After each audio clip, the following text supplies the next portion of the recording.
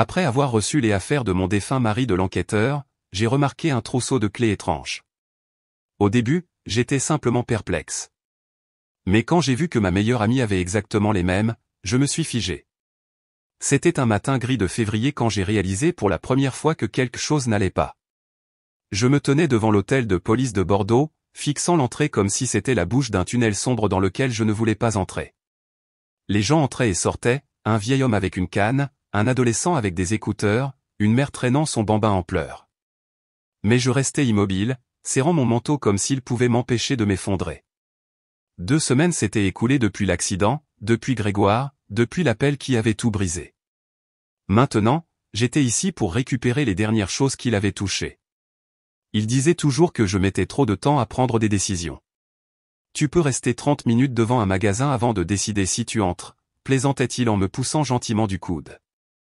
Sa voix résonnait encore dans mon esprit, claire, chaleureuse et familière, mais elle ne faisait qu'approfondir le silence maintenant. J'ai finalement franchi les portes. Le bâtiment sentait le papier, le café bon marché et quelque chose de métallique que je ne pouvais nommer. Une femme à l'air fatigué derrière la vitre a levé les yeux. « Je suis Léna Moreau », ai-je dit, ma voix à peine plus qu'un murmure. « Vous m'avez appelé pour les affaires de mon mari. » Elle a hoché la tête sans un mot, a griffonné quelque chose dans un registre et m'a dit « L'inspecteur sera avec vous dans un instant. Veuillez vous asseoir. » Je me suis assise sur un banc en bois froid, entrelaçant mes doigts fermement.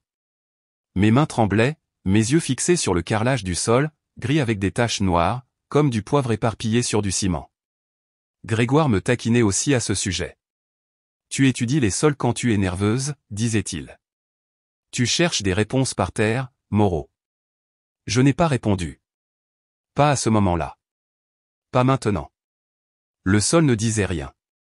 Madame Moreau. J'ai levé les yeux. Un homme dans la quarantaine, avec un costume froissé et des yeux gentils mais épuisés, se tenait dans le couloir. Inspecteur Dubois, dit-il en offrant un petit hochement de tête. Parlons dans mon bureau. La pièce était encombrée. Des dossiers empilés, des murs couverts d'affiches sur la sécurité routière et de photos de véhicules froissés qui ressemblaient trop à celui dans lequel Grégoire avait été. J'ai eu l'estomac noué. L'inspecteur l'a remarqué. Désolé pour le décor, a-t-il marmonné en déplaçant un dossier. Pas la meilleure atmosphère, je sais. Il m'a indiqué une chaise. Asseyez-vous. J'ai juste besoin de votre signature pour la remise des effets personnels de votre mari. Il a fait glisser un papier vers moi. Je ne l'ai pas lu. J'ai signé. Puis il m'a tendu un sac de preuves en plastique transparent. À l'intérieur, le téléphone de Grégoire avec une coque fissurée, son portefeuille en cuir usé, un paquet de chewing-gum à la menthe, un briquet étrange, puisqu'il avait arrêté de fumer il y a 2 ans et un lourd trousseau de clés. J'ai serré le sac contre ma poitrine comme si c'était lui, comme si en appuyant assez fort, je pouvais peut-être sentir son cœur battre à travers le plastique. Encore une fois, toutes mes condoléances, a dit l'inspecteur doucement. Si vous avez besoin de quoi que ce soit, n'hésitez pas, j'ai hoché la tête et je suis parti sans un autre mot. Dehors, le froid m'a frappé plus fort que prévu. Mes mains tremblaient si fort que je n'arrivais pas à mettre la clé dans la serrure de la voiture. J'ai finalement réussi et j'ai jeté le sac sur le siège passager.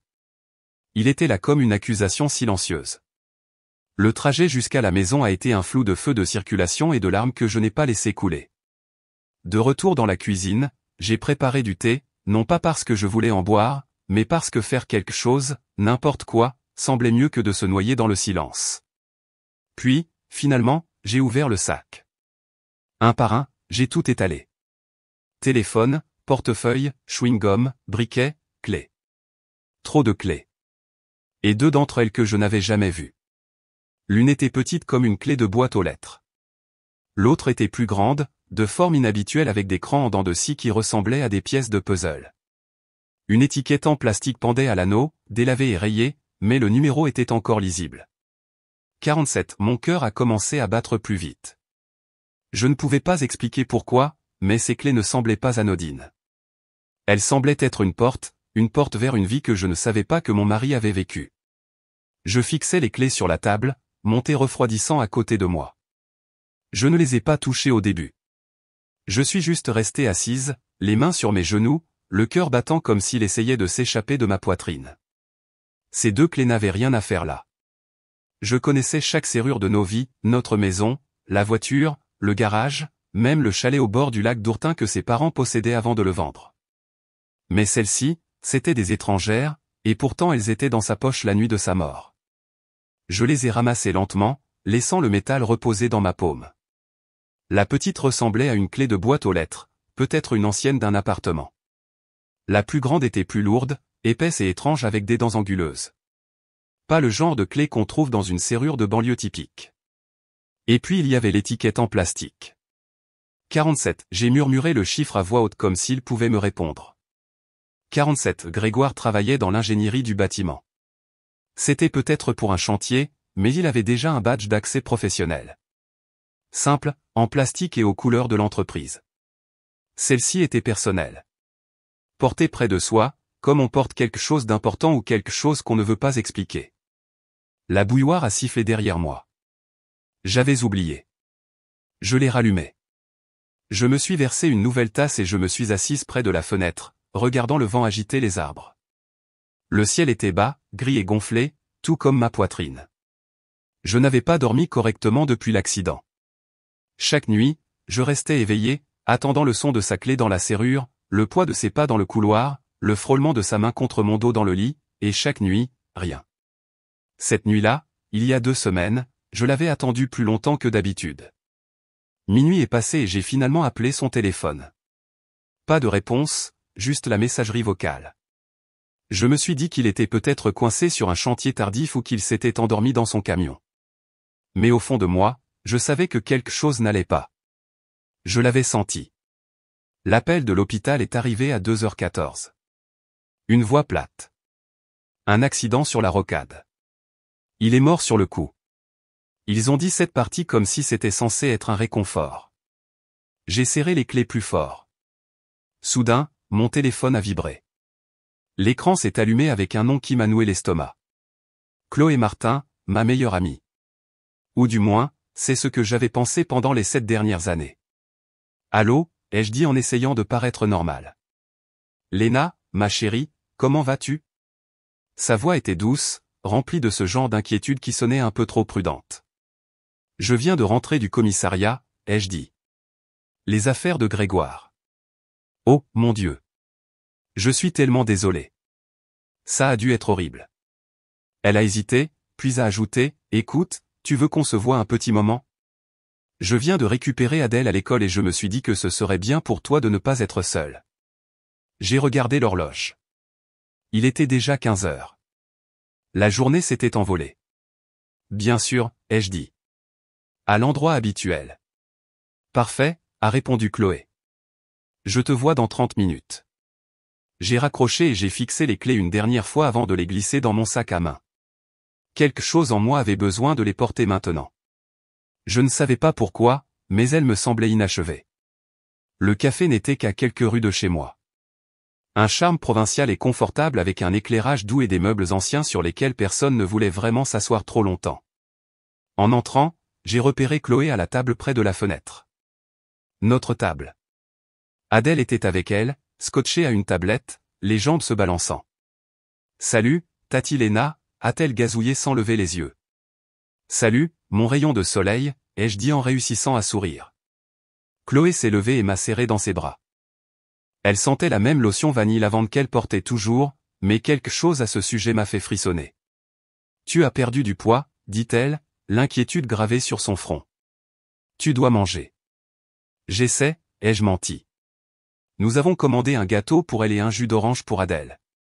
Chloé s'est penchée. Comment vas-tu, vraiment? J'ai haussé les épaules. Par moments, j'ai l'impression de comprendre qu'il est parti. À d'autres, j'écoute encore ses pas, Chloé a tendu la main et a serré la mienne, son contact chaleureux. C'est normal. Tu l'aimais. Ça prend du temps. J'ai hoché la tête, et avant que je puisse m'en empêcher, j'ai fouillé dans mon sac. Celle-ci était dans sa poche, ai-je dit, plaçant doucement le trousseau sur la table. Toutes les autres, je les connais, sauf ces deux-là. Regarde. Elle s'est figée pendant une demi-seconde. Juste une demi. Mais je l'ai vue, une lueur dans ses yeux, un resserrement autour de sa bouche. Puis elle les a ramassées et sa main a tremblé. Chloé a examiné les clés en silence, les tournant lentement dans sa main. La grande a capté la lumière. Elle avait vraiment l'air étrange, comme si elle appartenait à une vieille porte industrielle que personne n'utilisait plus. La petite pendait en dessous, presque oubliable en comparaison. Chloé s'est raclé la gorge. Aucune idée, dit-elle trop vite, sa voix un peu trop aiguë. Peut-être d'un chantier. Grégoire ne travaillait-il pas partout en ville? J'ai secoué la tête. Il avait un badge pour les chantiers. Et un jeu de clés de travail. Ce ne sont pas celles-là. Elle a reposé les clés sur la table et a attrapé son café. Ses deux mains serraient fermement autour de la tasse. Ses doigts tremblaient légèrement, comme s'ils essayaient de retenir quelque chose qui s'échappait déjà. Tu ne devrais pas t'attarder là-dessus, Léna, dit-elle doucement. Tu en as assez traversé. Qui sait ce que les hommes transportent dans leurs poches? Une clé de rechange pour un box de stockage, peut-être une serrure dont il voulait se débarrasser mais a oublié. Ça pourrait être n'importe quoi. Son ton était doux. Trop doux. J'ai penché la tête. Tu vas bien? Moi? Bien sûr. Elle a forcé un sourire. Je déteste juste te voir comme ça. Adèle a pris la parole depuis sa tablette. Maman, je peux aller jouer à la machine à pince? Chloé a hoché la tête sans se retourner. Vas-y, ma chérie. Reste où je peux te voir. Adèle a sauté de sa chaise et a couru vers les jeux d'arcade lumineux dans le coin arrière. Chloé a fouillé dans son sac à main. Mince. Je ne pense pas avoir de monnaie. Elle a ouvert son sac et a vidé le contenu sur la table. Portefeuille, rouge à lèvres, mouchoir, clé. Et elles étaient là. Mon cœur s'est arrêté. Les mêmes clés, identiques. La même petite clé de boîte aux lettres. La même grande clé étrange et dentelée. La même étiquette en plastique usée avec le numéro 47. Je ne pouvais plus respirer. Chloé, ai-je murmuré. Elle a levé les yeux. Où as-tu eu ça? Ses yeux se sont écarquillés juste une seconde. Puis elle a ri, un rire nerveux, forcé. Oh, ça? Non, ce ne sont pas les mêmes. Tu imagines des choses. Toutes les clés se ressemblent quand on est bouleversé. Non, ai-je dit, ce n'est pas le cas.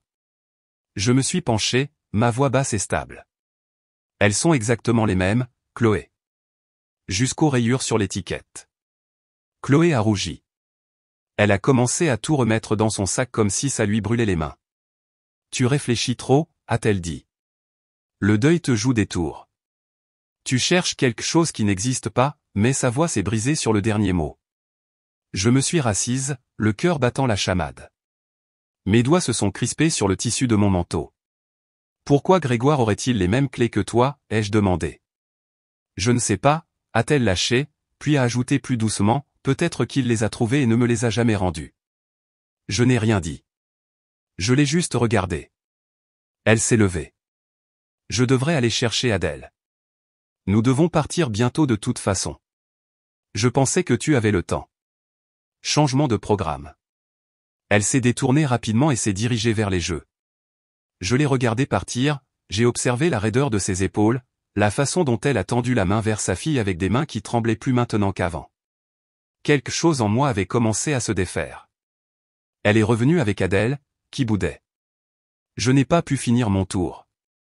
La prochaine fois, ma chérie, a dit Chloé, son sourire crispé. Elle s'est tournée vers moi. Je t'appellerai plus tard. D'accord? Je n'ai pas répondu. Prends soin de toi, a-t-elle dit. Vraiment. Puis elle est partie, une main sur l'épaule d'Adèle, l'autre agrippant ce sac à main comme s'il la tenait debout. Je suis restée assise là longtemps après que la porte se soit refermée derrière elle, fixant les clés sur la table, le cœur glacé dans ma poitrine. Identiques. Elles étaient identiques, et je ne croyais plus que ce soit une simple coïncidence. Je n'ai pas pu dormir cette nuit-là. Je n'arrêtais pas de rejouer le moment où son sac s'est renversé. La façon dont son visage a changé quand elle a vu les clés sur la table. Comment ses doigts ont tremblé quand elle les a remises dedans comme si c'était une preuve qu'elle n'avait pas voulu montrer. Je connaissais Chloé. Ou du moins, je le pensais. Nous étions les meilleurs amis depuis ce cours de poterie du soir il y a 7 ans. Celui que nous avions toutes les deux abandonné quand la vie est devenue trop chargée et que les bébés ne sont pas venus comme nous l'avions prévu. Elle était là quand Grégoire m'a demandé en mariage. Elle a aidé à choisir la robe que je n'ai jamais portée parce que nous avons opté pour une cérémonie discrète au palais de justice. Elle a apporté des lasagnes la semaine où j'ai eu la grippe et des fleurs quand j'ai perdu mon père. C'était la seule personne devant qui j'avais assez confiance pour pleurer. Mais ce regard dans ses yeux, ce n'était pas du chagrin. Ce n'était pas de l'inquiétude. C'était de la panique. Et la panique ne mentait pas. Le lendemain matin, elle est venue à mon appartement sans prévenir. Elle a apporté un sac en papier qui sentait le beurre et la cannelle. J'ai fait des muffins, dit-elle doucement, se tenant sur le pas de la porte avec des yeux rougis et un sourire forcé. Je l'ai laissée entrer. Je ne lui faisais pas confiance, mais je voulais voir jusqu'où elle irait pour continuer à mentir. Dans la cuisine, elle s'est assise à table, tenant sa tasse de café comme si elle pouvait la protéger de ce qu'elle savait qui allait arriver. À propos d'hier, a-t-elle commencé. Je n'ai rien dit. Je suis désolé si j'ai semblé bizarre. Te voir comme ça m'a secoué. Je ne voulais pas que tu partes en vrille, alors j'ai probablement semblé sur la défensive. Probablement, ai-je dit, la voix plate. Elle a ri nerveusement. D'accord, certainement. Je me suis penché en avant, la regardant droit dans les yeux. Chloé, ces clés que tu as fait tomber, elles étaient les mêmes. Exactement les mêmes. Elle a cligné des yeux rapidement. Non, ce n'est pas vrai. Ne mens pas, je ne mens pas, si, tu mens. Elle a dégluti. Léna, ma chérie, tu es en deuil. Je sais à quel point tout semble intense en ce moment, mais tu te fais des idées pour rien. J'ai attendu, puis j'ai demandé, je peux revoir tes clés. Elle a mis la main à son sac, puis s'est figée. Oh, je les ai oubliées. Je les ai laissées chez ma voisine. Elle arrose mes plantes quand je suis absente. Ce n'était pas juste un mensonge. C'était un mensonge préparé. J'ai croisé les bras. Alors, comment es-tu entré dans ton immeuble ce matin? Elle a détourné le regard. L'immeuble a un code. Tu le sais. Et ton appartement? Je ne l'ai pas fermé à clé hier soir. J'ai laissé le silence s'installer. Elle s'est agitée. Écoute, je ne sais pas ce que tu essaies de prouver, mais... Je n'essaie rien de prouver, Chloé. J'essaie juste de comprendre pourquoi mon mari avait des clés qui correspondent aux tiennes. J'essaie de comprendre pourquoi tu mens. Son visage s'est tordu. Pendant une seconde, j'ai cru qu'elle allait me le dire. Qu'elle allait prononcer les mots et en finir. Mais au lieu de cela, elle s'est levée. Je dois aller chercher Adèle. Elle a un rendez-vous chez le médecin. Il est 11 heures du matin. Elle a attrapé son manteau. C'est un truc de pédiatrie. Une visite de routine. Ils ont du retard, alors on a dû y aller tôt. Elle ne m'a pas regardé en partant. A juste marmonné, j'espère que tu te reposes un peu, d'accord, et a fermé la porte derrière elle. Je suis resté dans le silence, le sac de muffins intact sur le comptoir. J'ai regardé autour de mon appartement, les photos encadrées, le plaid que Grégoire me mettait toujours sur les pieds, la tasse de café qu'il avait ébréchée mais refusé de jeter, et j'ai senti tout cela commencer à pourrir. Chloé mentait. Ça, je le savais. La question était, que cachait-elle exactement avec ses clés? Je ne voulais pas entrer par effraction chez quelqu'un. Je n'étais pas ce genre de personne. J'étais du genre à vérifier 2 fois les serrures, à ramener les chariots de supermarché et à dire, à vos souhaits, aux étrangers qui éternuent. Mais le jeudi matin, quelque chose en moi avait changé. Chloé avait appelé juste après le lever du soleil. Sa voix était précipitée et inhabituellement distante. Elle a dit que sa mère avait glissé et s'était cassé la jambe, qu'elle emmenait Adèle rester avec elle quelques jours. Je serai hors de la ville, a-t-elle dit. Probablement jusqu'à dimanche. Je voulais juste que tu le saches. Et puis, sans attendre de réponse, elle a raccroché. J'ai fixé mon téléphone. Elle quittait la ville.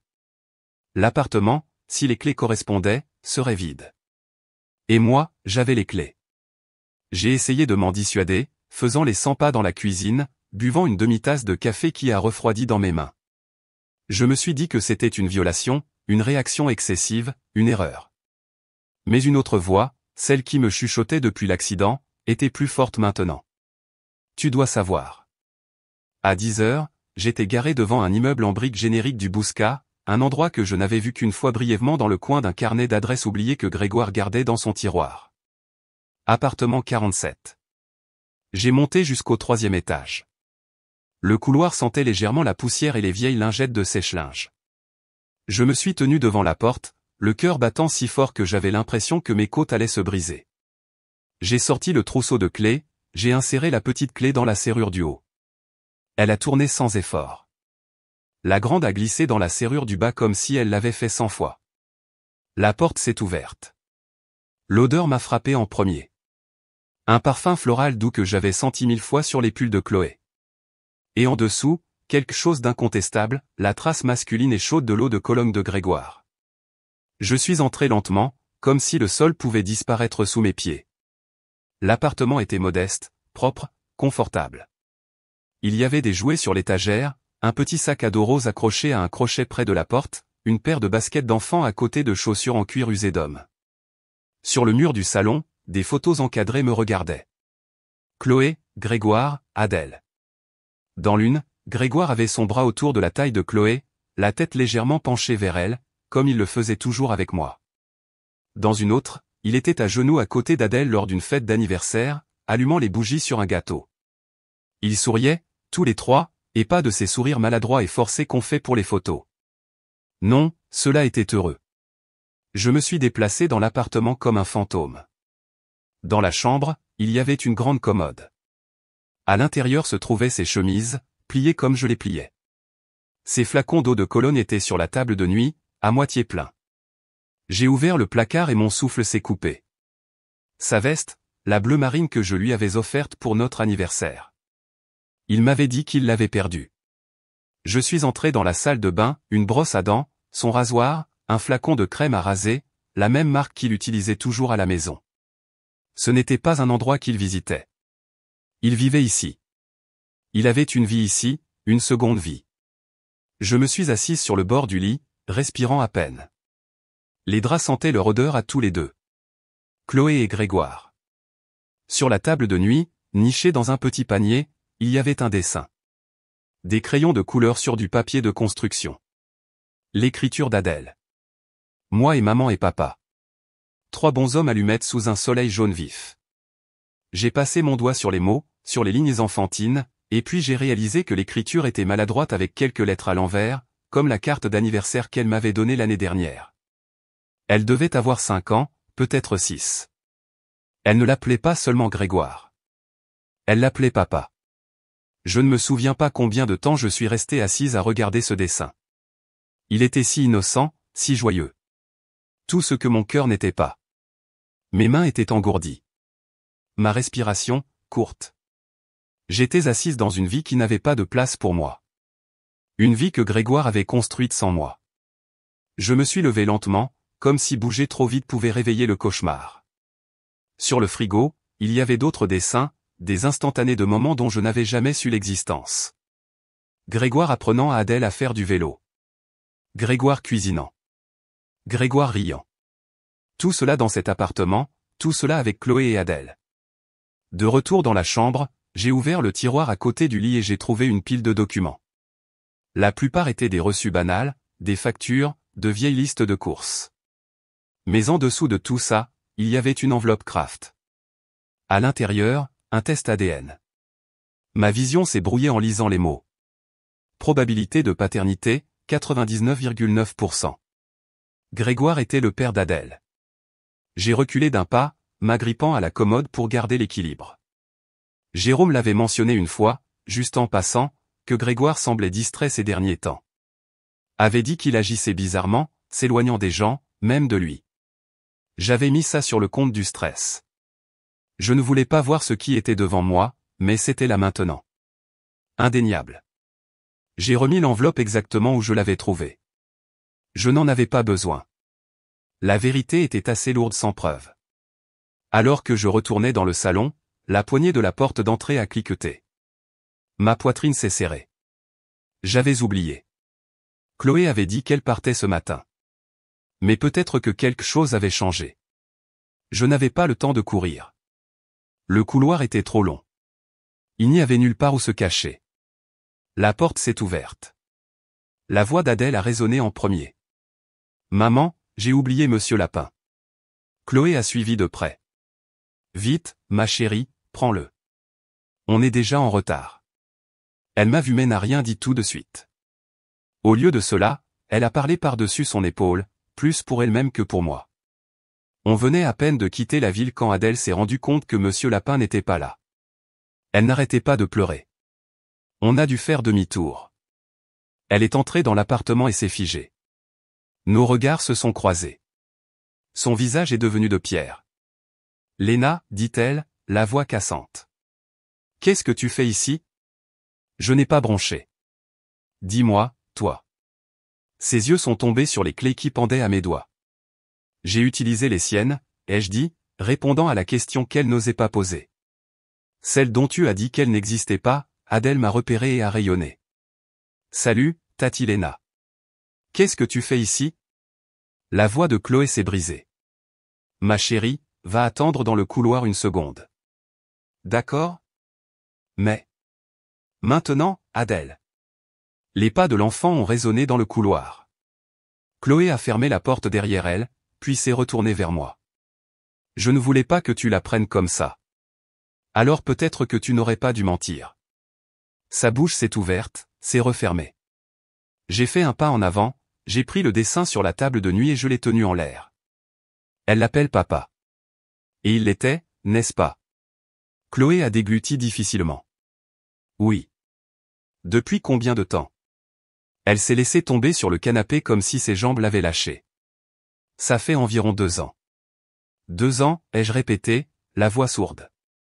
2 ans qu'il a vécu ici avec toi. Avec elle? Elle a hoché la tête lentement, évitant mon regard. Ça a commencé après sa promotion. C'était il y a 2 ans. Il a dit qu'il avait besoin d'un endroit pour se vider la tête et puis, il est juste resté. Je n'avais pas prévu ça, Léna. Personne ne le prévoit. Mais tu es resté. Je ne pensais pas que tu comprendrais. Tu étais sa femme. Et tu étais censé être mon ami. Je le suis toujours. J'ai ri une fois, un rire court et sec. Non, tu ne le es pas. Pas après ça. Elle a levé les yeux vers moi, les larmes montant. Je l'aimais. Je n'ai pas scié. Moi aussi. Elle s'est essuyé le visage.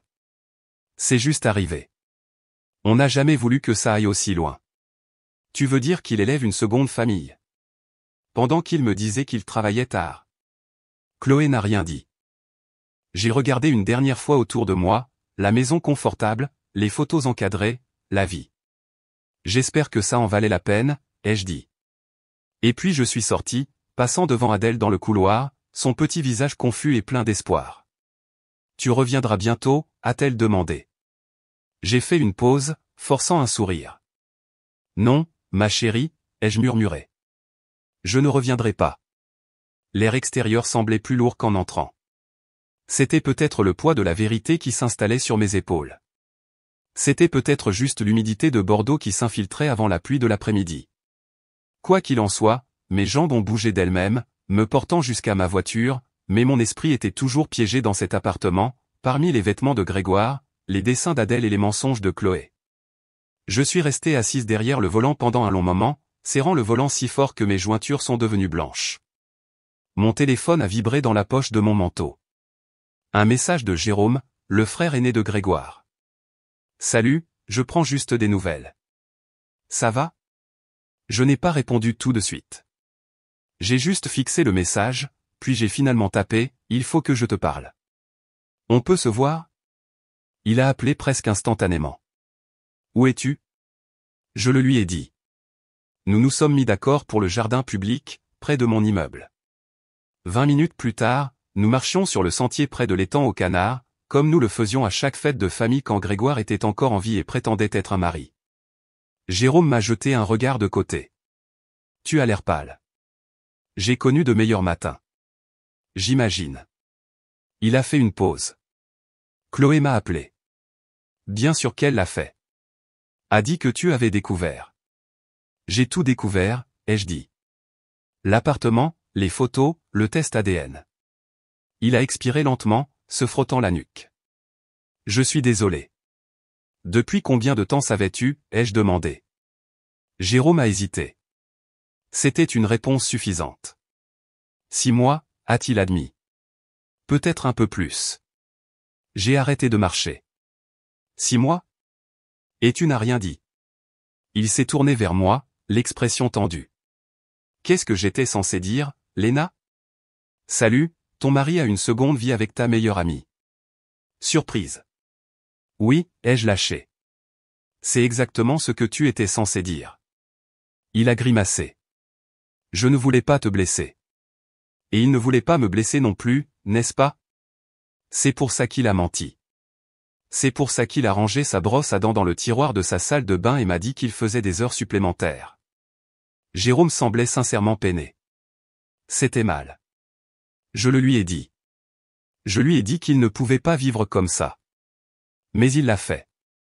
Oui. Et tu l'as laissé faire. Jérôme n'a pas répondu. Nous nous sommes assis sur un banc surplombant l'étang.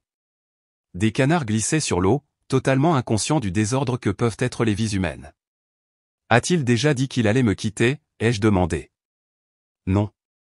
Il a dit qu'il ne pouvait pas choisir. Qu'il vous aimait toutes les deux. J'ai ri sous cap. On ne peut pas aimer deux personnes et mentir aux deux. Je pense qu'il s'est convaincu qu'il ne mentait pas, a dit Jérôme doucement. Il a dit qu'il se sentait en sécurité avec toi, ancré. Et avec Chloé, il se sentait vivant. J'ai fixé l'eau. Donc, j'étais la fondation. Elle était le frisson. Je ne pense pas que ce soit aussi simple. Ça ne l'est jamais, mais ça finit toujours de la même manière. Jérôme s'est tourné vers moi. Léna, je sais que j'aurais dû te le dire. Je porte cette culpabilité. Mais tu mérites d'entendre ça. Il t'aimait, à sa manière, profondément. Mais il était faible, égoïste et effrayé. Je n'ai pas répondu. Je ne veux juste pas que ça te détruise, a-t-il ajouté. Tu es forte. Ne laisse pas ça te rendre amère. J'ai hoché la tête lentement. Je ne le ferai pas. Mais je ne ferai pas non plus comme si ça n'était pas arrivé. Il a semblé soulagé. Bien. C'est bien.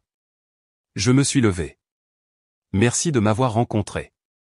Il s'est levé aussi. Si jamais tu as besoin de quoi que ce soit. Je lui ai fait un sourire fatigué. Je te le ferai savoir. En retournant à ma voiture, j'ai réalisé quelque chose d'étrange. La trahison ne ressemblait plus à du feu. Elle ressemblait à de la glace, tranchante, nette et définitive. Grégoire était mort. Mais les mensonges qu'il a laissés derrière lui, ils étaient encore bien vivants. Je ne suis pas rentré tout de suite. J'ai conduit sans but dans la ville pendant près d'1 heure, laissant les virages décidés pour moi. Les rues se fondaient les unes dans les autres. Les souvenirs s'accrochaient à chaque coin. Grégoire m'avait emmené à ce restaurant une fois après une longue journée de travail. Nous avions ri devant un café brûlé et des frites grasses. Cette librairie, il m'y avait acheté un recueil de poésie juste parce que la couverture lui rappelait mes yeux. Rien de tout cela ne semblait plus réel. Quand j'ai finalement franchi ma porte d'entrée, le silence n'était pas réconfortant. Il était accusateur.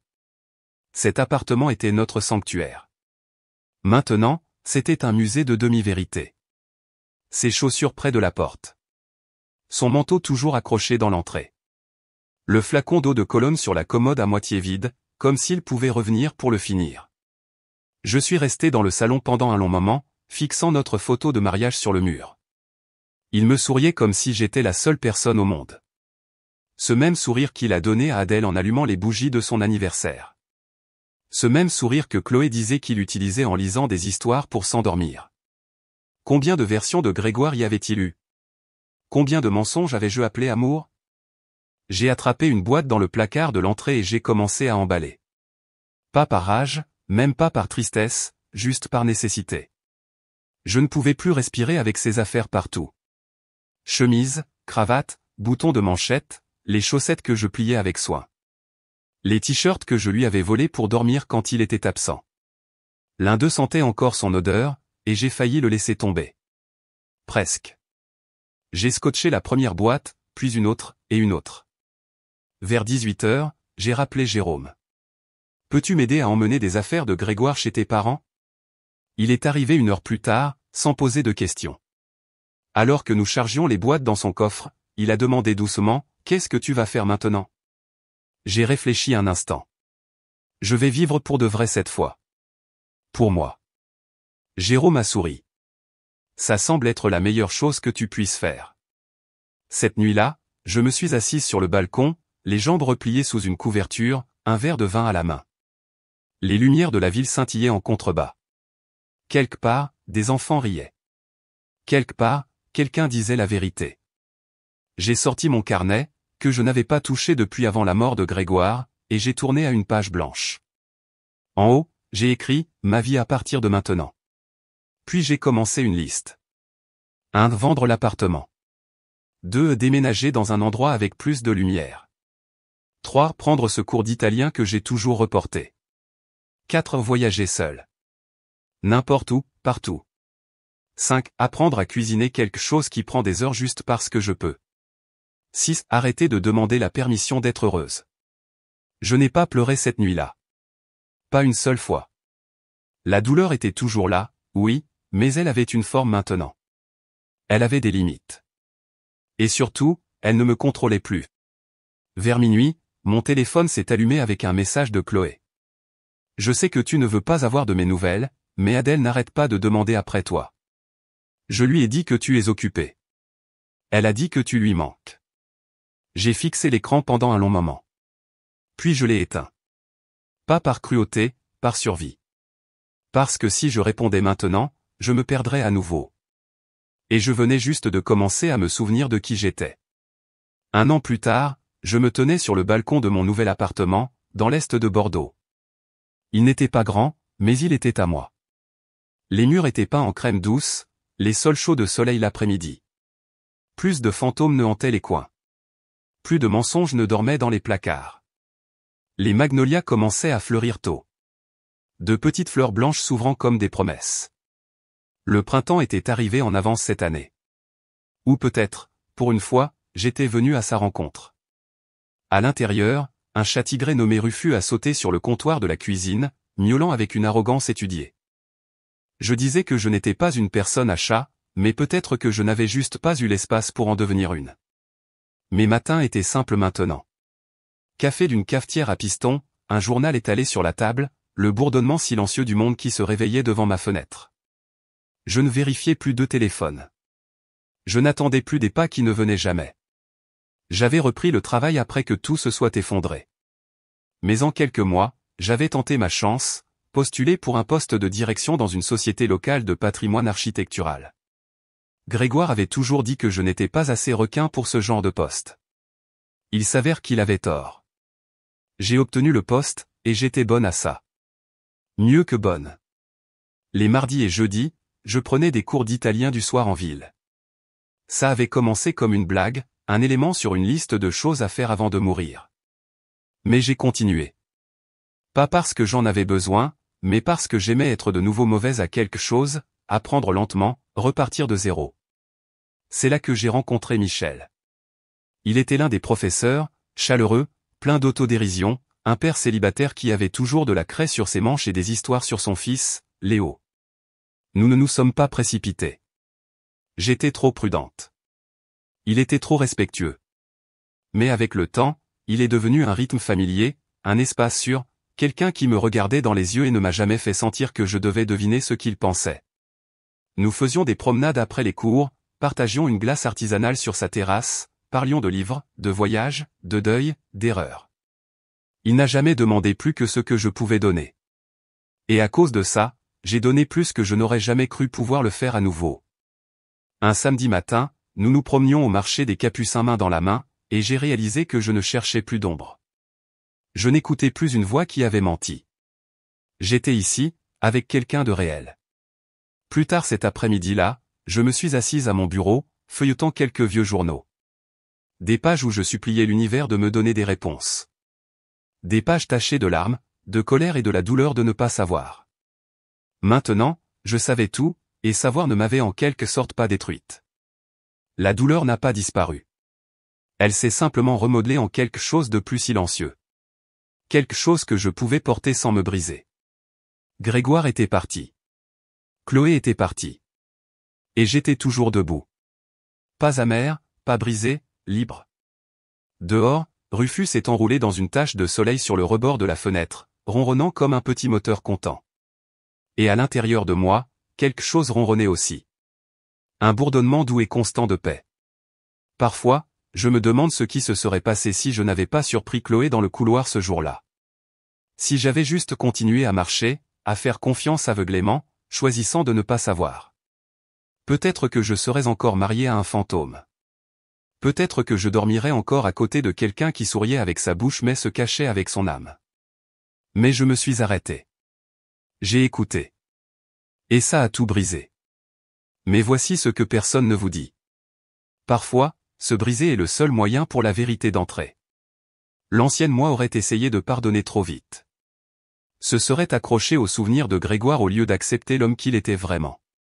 J'aurais trouvé des excuses, avalé la douleur comme si c'était de ma faute.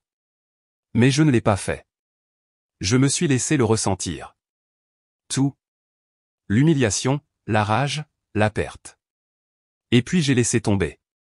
Non pas parce qu'il méritait le pardon, mais parce que je méritais la liberté. Un après-midi, alors que j'emballais les dernières affaires de Grégoire pour un don de vieux livres, une paire de boutons de manchette, une tasse qui disait « meilleur mari du monde » et qui ressemblait maintenant à une blague cruelle, j'ai trouvé un mot que je lui avais écrit des années auparavant. C'était court, juste 4 mots. Reviens à la maison. Je l'ai fixé pendant un moment, puis je l'ai plié doucement et je l'ai laissé tomber dans la boîte de dons. Il n'est jamais vraiment rentré à la maison. Pas pour moi. Et ce n'est pas grave maintenant, parce que je suis rentré chez moi. Chez la femme que j'avais enterrée sous les compromis. Chez la voix que j'avais fait taire pour maintenir la paix. Chez les rêves que j'avais reportés pour un homme qui n'a jamais été entièrement à moi. Chloé envoie encore un message tous les quelques mois.